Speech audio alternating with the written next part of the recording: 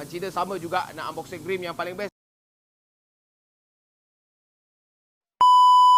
Hari itu Wan Cina dah unboxing rim yang paling best untuk kereta Supra yang terbaru dan juga M3 dan M4 yang terbaru juga.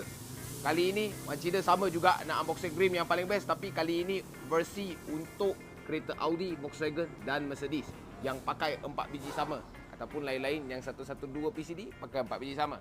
Kita jom buka kotak dulu, tengok dia rim macam mana.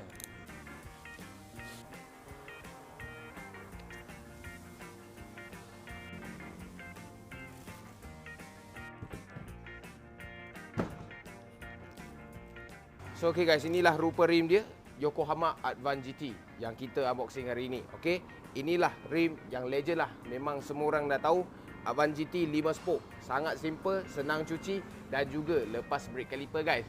4 port, 6 port, no problem. Masuk saja. Memang lepas. Okay, so rim ini warna dia adalah Racing Titanium Black. Macam hari itulah, sama dengan Supra hari itu.